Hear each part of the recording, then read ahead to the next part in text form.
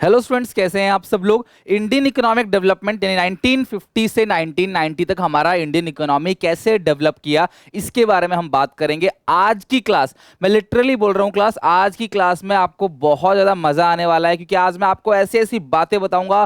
Class green revolution क्यों आया, अक्सर आपको लोग बता देते हैं ग्रीन रेवोल्यूशन, लेकिन मैं आपको इसके पीछे एक बहुत बड़ी स्टोरी है वो भी बताऊंगा आपको। और आज ही क्लास में हम चैप्टर को ऑलमोस्ट फिनिश करेंगे और नेक्स्ट क्लास के अंदर हमारा चैप्टर पूरी तरीके से फिनिश हो जाएगा। अगर आपने पार्ट 1 नहीं देखा, डिस्क्रिप्शन बॉक्स में लिंक है, प्लेलिस्ट में जाओ। अकाउंट इको बीएसटी डेली शाम को 7 बजे वीडियो आती है 2021 2022 के बच्चों के लिए, तो ध्यान से अच्छे समझना था कि जितना भी डीप एमसीक्यू पूछा जाए उसे आप आराम से कर सको। पार्ट 2 के अंदर हम आज बात करने वाले हैं features of Indian agriculture during 1950 to 1990।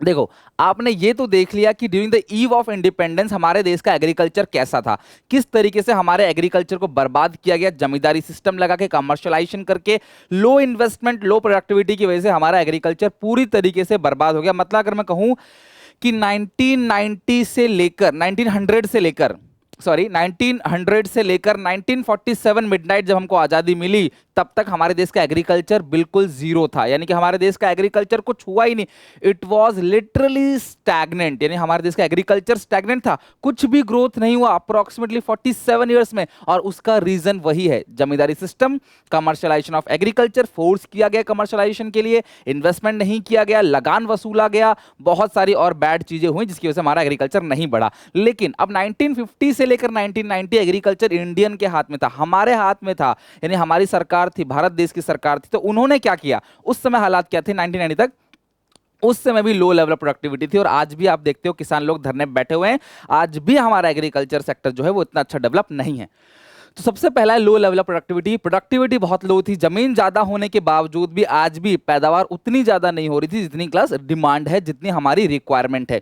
Second is subsistence farming. लोग अनाज उगा रहे थे, किसके लिए, अपने लिए, कि हमने अनाज उगाया तो भैया अपने कंजप्शन के लिए। एक स्टेट ने अनाज उगाया अपने स्टेट के लिए, तो यानी कि इस समय हम लोग अनाज बेचने के पर्पज से नहीं उगा रहे थे। सब्सिस्टेंस फार्मिंग का मतलब क्या होता है कि जब हम अनाज उगाते हैं किसके लिए, अपने लिए, हमारा मेन मोटो इसे किसी और को बेचना नहीं होता, इसको बोलते हैं सब्सिस्टेंस फार्मिंग, अपने लिए। डिपेंडिंग ऑन रेनफॉल क्लास, उस टाइम पे लोग जो है वो रेनफॉल पे डिपेंड थे। यानी कि अच्छी अगर बारिश हुई तो ही फसल अच्छी होगी, अगर बारिश अच्छी नहीं हुई तो फसल अच्छी नहीं होगी। तो ये बहुत बड़ा ड्रॉबैक था एग्रीकल्चर सेक्टर में। जबकि आपको पता है कि आज के जमाने में कितनी सारी टेक्नोलॉजी, मॉडर्न टेक्नोलॉजी आ गई है, मैं आपको दिखाऊंगा भी आगे चल के, जो एग्रीकल्चर में क्लास जो है वो डिपेंड करता है। इवन आज ऐसी टेक्नोलॉजी है जो आर्टिफिशियल रेन भी कराते हैं, क्लाउड सीडिंग कहते हैं। आप देखना क्लास, आज बारिश भी टेक्नोलॉजी से हो जाती है। यानी कि जब सरकार चाहे तब बारिश करा सकती है, जिस इलाके में चाहे, उसे बोलते हैं क्लाउड सीडिंग। ऐसी टेक्नोलॉजी आ गई है क्लास देश के अंदर कि हम बारिश, आर्टिफिशियल रेन इसे कहते हैं, आर्टिफिशियल रेन बारिश भी करा सकते हैं। बट उस टाइम पे ऐसी टेक्नोलॉजी ना होने की वजह से लोग जो है वो रेनफॉल पे डिपेंड थे कि बारिश अगर हुई मान लो तो फसल अच्छी होगी, नहीं तो नहीं होगी। ये 1950 से लेकर 1990 तक एग्रीकल्चर के हालात थे। डिसगाइज अनएम्प्लॉयमेंट, इसको हिडन अनएम्प्लॉयमेंट भी कहा जाता है। हिडन अनएम्प्लॉयमेंट यानी कि लोग जो है वो लग रहा है देखते हुए कि काम कर रहे हैं, लेकिन रियल में वो अनएम्प्लॉयड है, क्योंकि जिस काम में 4 लोगों की जरूरत है उस काम में 8 लोग काम कर रहे हैं। तो जो बाकी 4 लोग हैं उनकी प्रोडक्टिविटी बहुत लो है। इस चीज को बोलते हैं डिसगाइज्ड अनएम्प्लॉयमेंट या हिडन अनएम्प्लॉयमेंट। गांव में क्या होता है, कोई खेत की कटाई हो रही है या फसल बोया जा रहा है तो पूरा परिवार लग जाता है, उसमें 4 लोगों की जरूरत है लेकिन लगे हुए हैं पूरे 8 लोग 10 लोग। तो देख के लगता है कि ये सब रोजगार ले रहे हैं, but they are actually unemployed, यानी कि डिसगाइज अनएम्प्लॉयमेंट था उस टाइम पे। कॉन्फ्लिक्ट्स, विवाद, लड़ाई झगड़े अभी खत्म नहीं हुए थे। ओनर ऑफ द सॉइल यानी जमींदार और tenant of the soil and tiller यानी जो फसल को जोतता है किसान, और जो किसान का मतलब जमींदार है, जमीन का मालिक, उनके बीच अभी भी लड़ाइयां उतनी अच्छे से खत्म नहीं हुई। लगभग 200 साल का शासन, और उसमें क्लास 70-75 साल के अंदर लड़ाई खत्म हो जाए तो ये बहुत कहना सही नहीं होगा। तो लड़ाई अभी भी थी। यानी कि 1950 से लेकर 1990 में भी किसानों के बीच, देखो रूल्स रेगुलेशन चेंज कर दिए गए, बहुत सारे रूल्स हम पढ़ेंगे जो सरकार ने बदल दिए, जिसकी वजह से हमारा एग्रीकल्चर 1950 से लेकर 1950 के बाद से हमारा एग्रीकल्चर तेजी से बढ़ा। इवन सबको ऐसा लगता है कि ग्रीन रेवोल्यूशन के आने के बाद तेजी से बढ़ा, लेकिन ये ट्रुथ नहीं है। ट्रुथ अभी भी यही है कि 1950 के बाद से हमारा एग्रीकल्चर तेजी से बढ़ना स्टार्ट हो गया था। क्यों, उसके रीजन आपको बताऊंगा मैं। क्योंकि 1950 1950 से 1990 में क्लास जो लड़ाई झगड़ा था किसानों के बीच में और जो जमींदार के बीच में, वो अभी पूरी तरीके से खत्म नहीं हुआ, लड़ाई झगड़ा अभी भी बना था। फ्रेगमेंटेड लैंड होल्डिंग, लोगों के पास जमीन थी लेकिन अलग अलग जगह पे। मान लो क्लास में एक जमीन, मैं किसान हूं तो मेरी एक जमीन यहां पर है, एक जमीन किसी दूसरे डिस्ट्रिक्ट में है, किसी दूसरी सिटी में है, थोड़ी जमीन किसी मतलब फैली हुई जमीन थी लोगों के पास। तो लोग क्या कर रहे थे क्लास कि अब खेतीबाड़ी कैसे करें, मेरी थोड़ी जमीन यहां पे है, थोड़ी जमीन वहां पे है, मैं दोनों जगह तो खेतीबाड़ी नहीं कर सकता ना, मैं एक इंसान दोनों जगह कैसे जाकर खेतीबाड़ी करूंगा। तो लोग कई जगह अपनी जमीन को छोड़ देते थे, बंजर जमीन पड़ी रहती थी या किसी और को दे देते थे और वो उसमें खेतीबाड़ी करके हमें थोड़ा सा शेयर देता था। इस तरीके से चीज चलती थी, फ्रैगमेंटेड लैंड होल्डिंग। तो ये आपको पॉइंट्स ध्यान रखने हैं, ये एग्रीकल्चर का फीचर है ड्यूरिंग 1950 टू 1990। आई होप इन 6 पॉइंट को आप फटाफट वीडियो पॉज करके कमेंट में लिख के दिखाओगे या अपनी कॉपी में जरूर लिख लेना, feature of agriculture during 1950 to 1990। तो ये था डिस्गाइज अनएम्प्लॉयमेंट। देखो एक से ज्यादा लोग जो है, इतने ज्यादा लोग काम कर रहे हैं, ये ऐसे ही देखो खड़ा हुआ है, या ये इतने सारे लोग हैं यहाँ पे, देखो ज्यादा लोग मतलब एक्सिस लोग काम कर रहे हैं। मैं ये नहीं कह रहा कि वो खाली बैठे हुए हैं, बट उनकी जो प्रोडक्टिविटी थी वो बहुत लो थी, आउटपुट जो उनका निकल रहा था वो बहुत लो था। उसके बाद अगर एग्रीकल्चर में इतनी समस्या थी, इतनी प्रॉब्लम्स थी 1950 टू 1990 में, तो क्लास सरकार को कुछ मेजर्स लेने थे इसे ठीक करने के लिए। तो सरकार ने सबसे पहला कदम जो उठाया, सराहनीय है ये, मतलब बिल्कुल अप्रिशिएबल है कि सरकार ने ये कदम उठाया, that is called land reforms. Land एक बेसिक है, land involve the changing law. Land reform का मतलब क्या है, लॉ बदल दिए, रेगुलेशन बदल दिए, कस्टम जो प्रथा थी जमीन के लिए वो बदल दी लैंड ओनरशिप के लिए। जो लैंड पहले ना एक एक इंसान पे इतनी ज्यादा जमीन होती थी, हद से ज्यादा जमीन, हद से ज्यादा जमीन, तो वो लैंड के जो रूल रेगुलेशन है उसको चेंज करना ही लैंड रिफॉर्म से। रिफॉर्म का मतलब सुधार और लैंड का मतलब जमीन। तो जमीन पे जो भी रूल रेगुलेशन थे उन सबको सुधारा गया। In any country the basic of all economic activity, आप कोई भी इकोनॉमिक एक्टिविटी कर रहे हो, बेसिक एक्टिविटी उसमें जमीन चाहिए भाई, हवा में थोड़ी कोई काम करोगे। Is land. In India majority of its population depending on agriculture, और इंडिया में ज्यादातर लोग किस पे डिपेंड थे क्लास, एग्रीकल्चर। सो यहां पे बहुत ज्यादा जरूरत थी किसकी, लैंड रिफॉर्म्स की। इसीलिए इंडिया के अंदर लैंड रिफॉर्म्स को लाया गया इसकी जरूरतों को देखते हुए। अब लैंड रिफॉर्म्स के अंदर इन्होंने क्या क्या चीजें करी, पॉइंट्स इन लैंड रिफॉर्म्स यानी कि steps taken in land reforms. Land reforms को हम लोग क्लास इंस्टीट्यूशनल रिफॉर्म्स भी कहते हैं। तो इसमें कौन कौन से स्टेप सरकार ने लिए। सबसे पहला स्टेप, सरकार ने एबोल्यूशन को इंटरमीडियरीज को हटा दिया। जो जमींदार और जो जमींदार था ना वो एक तरीके से ब्रोकर था, किसके बीच में, खेतीबाड़ी के बीच में और किसान के बीच में। तो जो ब्रोकर्स थे उन सबको हटा दिया। उन सबको जिनके पास जमीन नहीं थी, वो खेतीबाड़ी कर रहे थे, कल को जमींदारी के यहां पर जाकर, जमींदार के यहां जाकर उन्हें खुद की जमीन दे दी। मतलब अगर मैं किसी के खेत में जाके काम कर रहा हूं तो मुझे खुद की मेरी जमीन मिल गई। और ये जानकर बड़ा आपको शौक लगेगा यार सरकार जमीन कैसे दे सकती है। बेटा ये तब की बात है, 1950s की बात है। और उस टाइम पे 1950 1960s की बात है, उस टाइम पे जमीन की कोई कुछ खास वैल्यू नहीं थी। आपने ऐसा मूवीज में जरूर देखा होगा कि राजा महाराजा पूरा स्टेट ही गिफ्ट में दे देते हैं, हमने पूरा का पूरा दिल्ली आपको गिफ्ट कर दिया। मतलब यहाँ 50 गज जमीन आदमी नहीं खरीद पाता, वहां पर राजा महाराजा पूरा स्टेट ही उठाकर गिफ्ट में दे देते थे। कोई कोई देश, पूरा प्रांत, देश उठाकर पूरा गिफ्ट में दे दिया, ये देश तुम्हारा, ये पूरा देश ले जाओ। बताओ, जमीन की इतनी ज्यादा कीमत नहीं थी उस टाइम। तो सरकार क्या कर रही थी, जिनके पास ज्यादा जमीन था उनसे जमीन सरकार एक्वायर कर रही थी, ठीक है, और एक लिमिट से ज्यादा जमीन। और जिनके पास जमीन नहीं था उनको सरकार जमीन दे रही थी। तो किसानों को सरकार ने बहुत सारी जमीन बांटी कि आपकी ये जमीन है, बहुत लो प्राइस पे या फ्री ऑफ कॉस्ट या सब्सिडीज देकर जमीन दी, ताकि आप अपना खुद का काम कर सको, खुद खेती बाड़ी कर सको, आप जमींदार के यहाँ जाके काम नहीं करोगे। यानी कि एवोल्यूशन कर दिया इंटरमीडिएरीज। क्योंकि आपको पता है कि जो इंटरमीडिएरीज थे यानी जो जमींदार थे, जो साहूकार जमींदार, बीच में जो जितने भी लोग हुआ करते थे उन सबकी जमीन भी होती थी।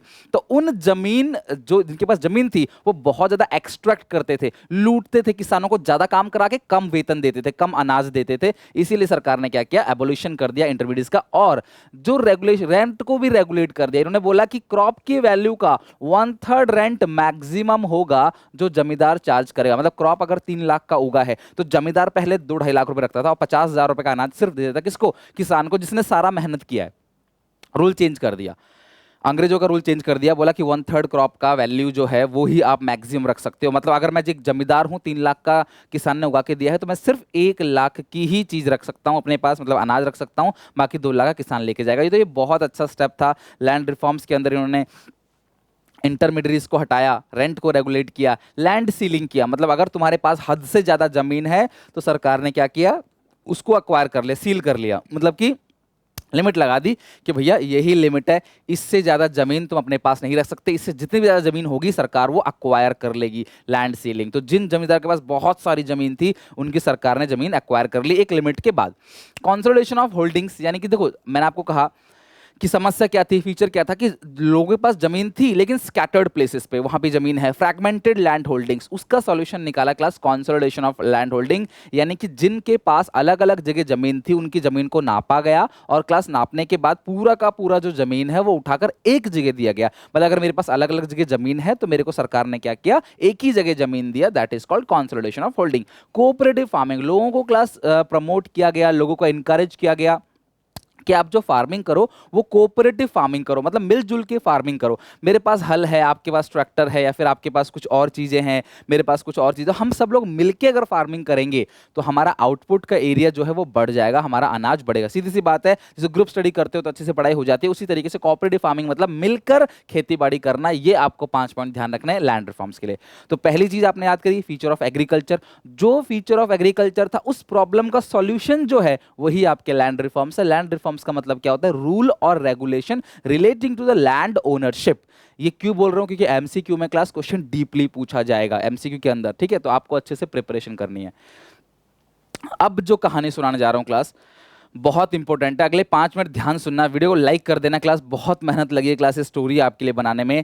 अब हुआ क्या, 1950 से क्या हुआ, 1947 तक क्या था, हमारा एग्रीकल्चर बिल्कुल नहीं बढ़ रहा था। लेकिन 1950s में सरकार ने 2-3 साल के अंदर रूल रेगुलेशन बनाए, जो है सरकार ने जितने भी चेंजेस करने थे, जमींदारी सिस्टम को बिल्कुल खत्म कर दिया, लोगों को प्रमोट किया कि आप एग्रीकल्चर एक्टिविटी करो, मारा पीटा बंद होने लगा। उसके बाद अनाज के लिए फैसिलिटी दी जाने लगी, भाई किसानों को भी फैसिलिटी दो, किसान अच्छा अनाज उगाएगा, तो अनाज का प्रोडक्शन बढ़ने लगा अचानक। तो कुछ ऐसे स्टेट थे जिनके पास बहुत ज्यादा अनाज हो गया था, कुछ ऐसे स्टेट जिनके पास अनाज की कमी थी। लाइक पंजाब हरियाणा की बात करें तो हमेशा से ही क्लास खेती बाड़ी में सबसे ऊपर रहे हैं। तो इस सिचुएशन में क्या होने लगा, जिसके पास सरप्लस था, जिसके पास सरप्लस अनाज था, वहां से लेकर सरकार क्या करती थी, जिसके पास डेफिशिट अनाज था, कम अनाज था जिस स्टेट के पास, उनको सरकार दिया करती थी। पर समस्या ये था ट्रांसपोर्टेशन की फैसिलिटी, जहां से अनाज उठाया जहां पे दिया, ट्रांसपोर्टेशन कॉस्ट ही इतना ज्यादा लग जाता, क्योंकि आपको बताया कि उस टाइम पे इतना वेल ट्रांसपोर्ट हमारा नहीं था, एक रेलवे बना था, इतने ज्यादा ट्रांसपोर्टेशन सिस्टम हमारा जो आज ट्रांसपोर्ट सिस्टम जो स्ट्रॉन्ग है, सड़कें हैं, बिजली है, उस टाइम पे ऐसी चीज थी नहीं, तो ट्रांसपोर्टेशन में प्रॉब्लम आती थी। तो उस टाइम पे अमेरिका के यहाँ पे भी पैदावार बहुत तेजी से बढ़ रही थी। तो 1950 पे अमेरिका की पैदावार इतनी ज्यादा बढ़ने लगी कि उस सिचुएशन के अंदर अमेरिका आया किसके पास, अफ्रीका और एशिया के पास, बोला कि तुम्हारे पास अनाज की दिक्कत है, तुम टेंशन मत लो, हम तुम्हारी मदद करेंगे। क्योंकि खास एग्रीकल्चर ग्रोथ रेट हमारा इंडिया में 1900 से मैंने बताया 1947 तक बिल्कुल जीरो था, हमारा एग्रीकल्चर बिल्कुल भी ग्रोथ नहीं कर रहा था। उस टाइम पे यूएस आया मसीहा बनके, तो यूएस ने बोला कि हम तुम्हारी मदद करेंगे, हम तुम्हें अनाज देंगे। और अफ्रीकन कंट्रीज, अफ्रीका भी बहुत गरीब है क्लास, तो वहां पे भी बहुत सारे देशों को इन्होंने अनाज जो है बांटा।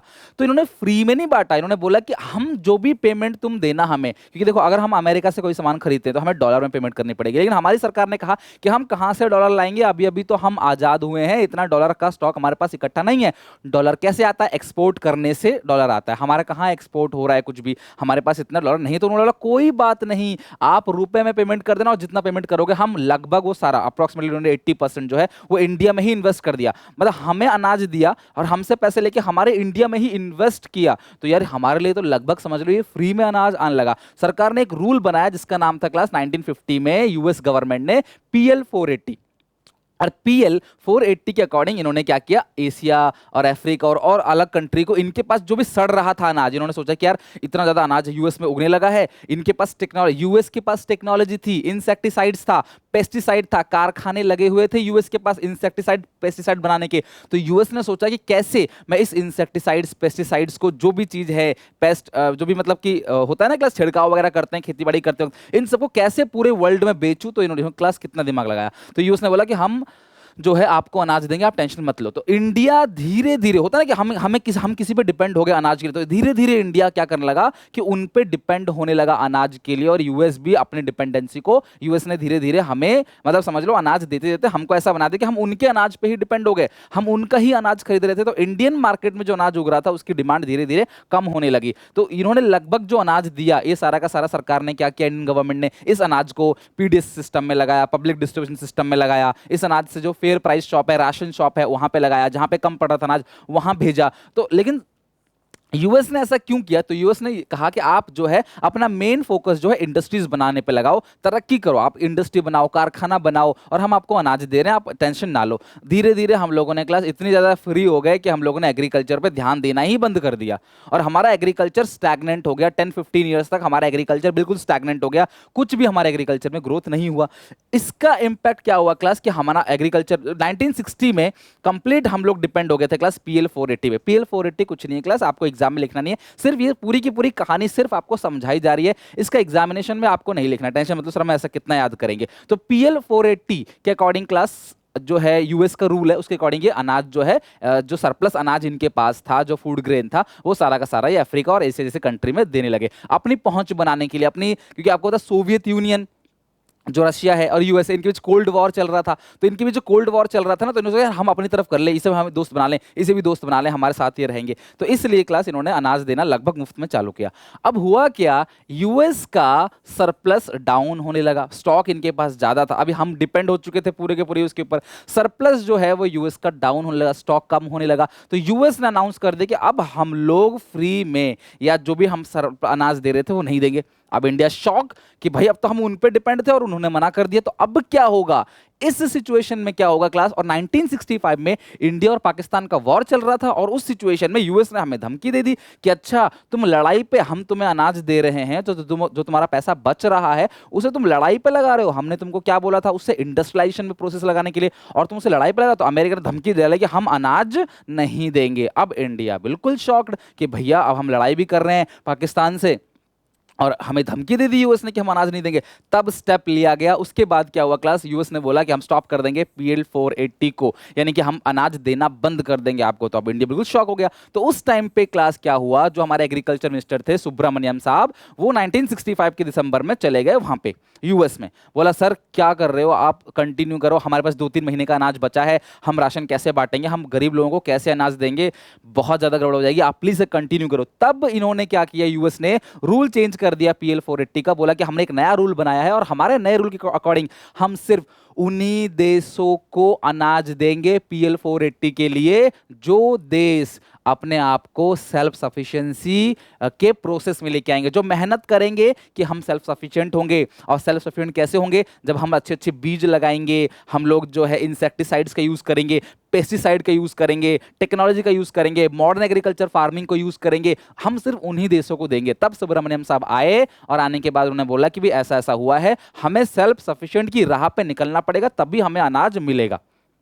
और उस सिचुएशन में अमेरिका की चाल ये थी कि जितने भी पेस्टिसाइड्स, इंसेक्टिसाइड्स, ठीक है, फर्टिलाइजर, ये सारी चीजें अमेरिका खुद बनाता था। तो अमेरिका ने बोला कि जो इसकी राह पर निकलेंगे हम उन्हें अनाज देंगे। और इसकी राह पर निकलने के लिए इंडिया कहां से लाएगा pesticides, insecticides, fertiliser, chemical fertiliser कहां से लाएगा इंडिया। तो अमेरिका ने कुल मिलाकर अपने लिए एक ग्राहक ढूंढ लिया कि अब हमने उनको बोला है तो वही सारी चीज अडॉप्ट करेगा। और खरीदेंगे किससे, खरीदेंगे किससे, मुझसे। लाइक अगर मैं बोलूं कि अब मैं यूट्यूब पे पढ़ाना बंद कर दूंगा, जो मेरी बुक लेगा मैं सिर्फ उसको ही पढ़ाऊंगा, तो जो मेरी बुक यानी जिसके पास मेरी बुक होगी मैं उसको पढ़ाऊंगा, तो यानी अल्टीमेटली अपनी बुक आपको बेच रहा हूं। तो इस तरीके से चीजें क्लास यूएस ने करी कि PL480 में इन्होंने नए रूल बना दिए कि हम उन्हीं को देंगे जो सेल्फ सफिशिएंसी के राह पे चलेंगे, जो अनाज खुद उगाएंगे, फर्टिलाइजर, इंसेक्टिसाइड्स इनका यूज करें। क्यों, अगर आप केमिकल फर्टिलाइजर, इंसेक्टिसाइड्स, पेस्टिसाइड अब इनका यूज करते हो तो आपका अनाज की पैदावार जल्दी से, तेजी से बिल्कुल बढ़ जाती है, तो आप ज्यादा अनाज उगाओगे और आपका फायदा होगा। और अमेरिका फायदा होगा, अमेरिका को भी क्लास फर्टिलाइजर बेचने के लिए कोई ना कोई ग्राहक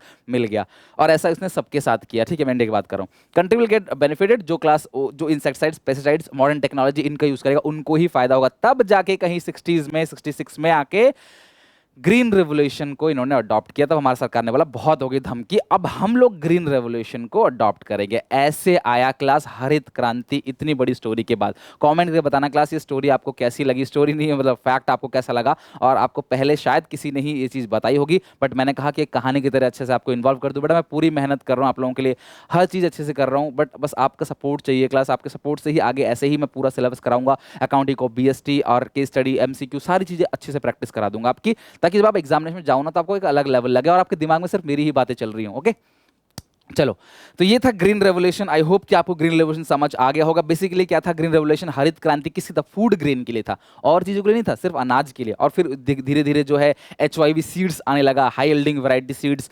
नए नए बीज बनाया गया एक्सपेरिमेंट करके कि भाई इस बीज को अगर उगाओगे, इस बीज पे अच्छी फर्टिलाइजर डालोगे, पानी डालोगे, अच्छा खाद डालोगे, तो इस बीज में बहुत ज़्यादा आउटपुट बढ़ेगा, यानी कि फसल बहुत अच्छी होगी, इसकी अनाज अच्छा उगेगा। तो हम मजबूर हो गए क्लास इन सब चीज़ों को अडॉप्ट करने के लिए। यूएस ने भी हमें मार्केट बना के भेजा, बट हमारा भी फायदा हुआ, ऐसी बात नहीं है। टेक्निकल रिफॉर्म यानी green revolution, the new agriculture strategy was adopted in India during the third 5 year plan during 1960s, यानी कि ये 1960 का दौर है। 1960s की बात करें, सिर्फ ऐसा नहीं कि 60 ही है, उसके आगे का टाइम भी है। तो traditional agriculture practices followed in India was to be replace. Traditional, पहले जो हम एग्रीकल्चर प्रैक्टिस कर रहे थे, उसको रिप्लेस किया modern technology and agriculture practices. The main aim to raise the agriculture produce through modern inputs and technology. Modern inputs, और even सरकार ने जो ये मॉडर्न इनपुट्स किसानों को दिया, वो भी सब्सिडी में दिया।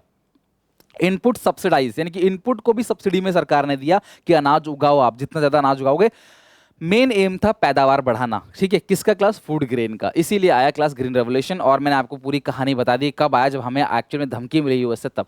There are following steps taken by the government to upgrade the level of technology in Indian agriculture. तो सरकार ने कौन कौन से स्टेप्स लिए? तो सरकार का जो सबसे पहला स्टेप था वो था हाई यील्डिंग वैरायटी सीड्स, यानी कि HYV सीड्स। आपने बचपन में पढ़ रखा होगा, high yielding variety seeds have replace the conventional seeds due to HYV seeds relating to wheat, bajra, rice, jowar, maize, cotton. इन सब के लिए क्या होने लगा क्लास? जो हाई यील्डिंग वैरायटी सीड्स थी वो धीरे धीरे, एक साथ इन सब का नहीं आया, एक एक फसल के ऊपर ये एक्सपेरिमेंट किया गया, HYV सीड्स को निकाला गया। कई सारे लोगों ने एक्सपेरिमेंट किया, निकाला, उनका नाम आपको नहीं पढ़ना। प्रोडक्टिविटी जो बढ़ेगा, ऑर्गेनाइजेशन इज फॉर्म्ड। एक ऑर्गेनाइजेशन को बोला गया कि अभी आप जो है बीज बांटो, जगह जगह जाके, घर घर जाके बीज बांटो किसानों को, एंड डिस्ट्रीब्यूशन। तो लोग जाने लगे किसानों के पास जाके, जो एक्सपर्ट थे वो किसानों के पास जाने लगे, बीज को बांटने लगे, बीज का अहमियत समझाने लगे, फसल कैसे करना है, खेती बाड़ी कैसे करना है, किसमें कितना मिलाना है, सारी चीज़ों को, यूरिया हो गया या पेस्टिसाइड्स हो गया, इंसेक्टिसाइड्स हो गया या फर्टिलाइजर हो गया, कैसे कैसे मिला के करना है खेती बाड़ी, वो सब लोगों ने समझाना चालू कर दिया।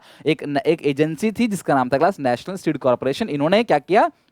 जगह जगह जाके, गाँव में हर जगह जाके HYV सीड्स को बांटना चालू किया। बट पंजाब हरियाणा को ज़्यादा हिस्सा मिला इसकी वजह से उनकी पैदावार आपको पता है सबसे ज़्यादा है।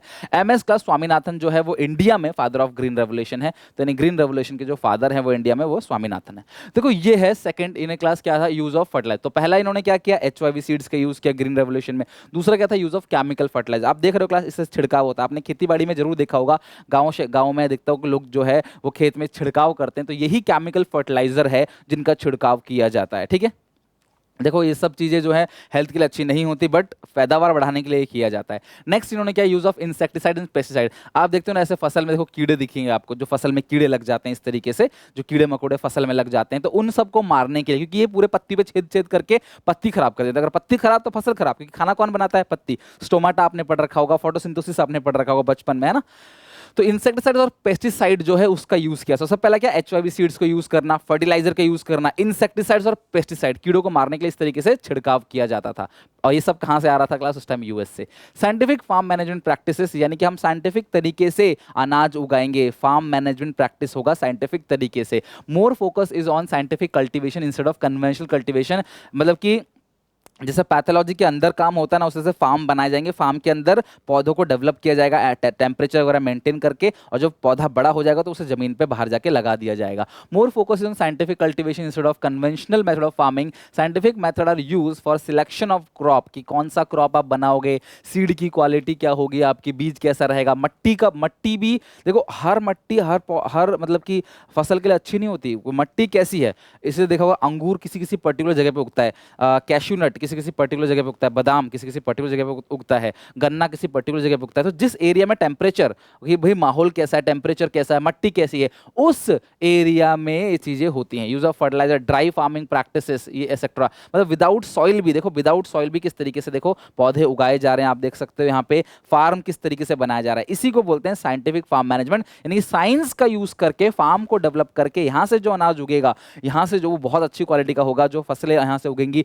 वो हम बाहर क्या करेंगे, पौधों में जाके, बाहर मट्टी में जाके लगा देंगे, तो फसल हमारी बढ़ जाएगी। तो ये सारे पॉइंट्स थे ग्रीन रेवोल्यूशन के। पहला HYV सीड्स, दूसरा बताओ क्या था? Chemical fertiliser, insecticides, pesticides, scientific farm management. ऐसे लर्न करते रहो साथ साथ। देखो समझा मैं आपको पूरा रहा हूं, बस आप अच्छे से लर्न करते रहो ताकि आपको सारी चीजें एकदम क्रिस्टल क्लियर हो जाए आपके दिमाग में। नेक्स्ट क्या था? मैकेनाइज मीन्स ऑफ कल्टीवेशन, यानी कि मशीनों का यूज करना। खेती बाड़ी करते वक्त क्या करेंगे हम? मशीनों का यूज करेंगे। यानी इन्होंने क्या किया, जैसे ट्रैक्टर है, और देखो ये देखो एक मशीन है फसल को काटने के लिए या खुदाई करने के लिए, बीज बोने के लिए, देखो ये मशीन्स है। और ये ट्यूबवेल, पहले हम बारिश पे डिपेंड थे ना, ऐसा गांव में आपने नज़ारा बहुत अच्छा देखा होगा, शहरों में तो दिखता नहीं। तो यहाँ पूरा हरियाली है, देखो यहाँ पे पानी सप्लाई किया जा रहा है और नालियां बना बना के क्लास क्या करते हैं, जगह जगह तक पूरे हर जगह पानी पहुंचाते हैं, यानी कि ट्यूबवेल वगैरह लगाना। इन सब का यूज करो, बारिश पे डिपेंड मत रहो। ये सारी चीजें क्लास ग्रीन रेवोल्यूशन का हिस्सा बनेगी। ग्रीन रेवोल्यूशन में ये सारी चीजें हुई, मैकेनाइज्ड मींस ऑफ कल्टीवेशन। तो आई होप कि 5 चीजें आपको अच्छे से लर्न हो गई होंगी। अब इसके बाद जब ग्रीन रेवोल्यूशन काम करने लगा, अनाज की जो पैदावार है वो बढ़ने लगी, तो उस टाइम पे इफेक्ट क्या हुआ? तो अगर आपसे एग्जाम में पूछता है इफेक्ट ऑफ ग्रीन रेवोल्यूशन या टिक मार्क में पूछ लेता है, तो सबसे पहला इफेक्ट क्या हुआ?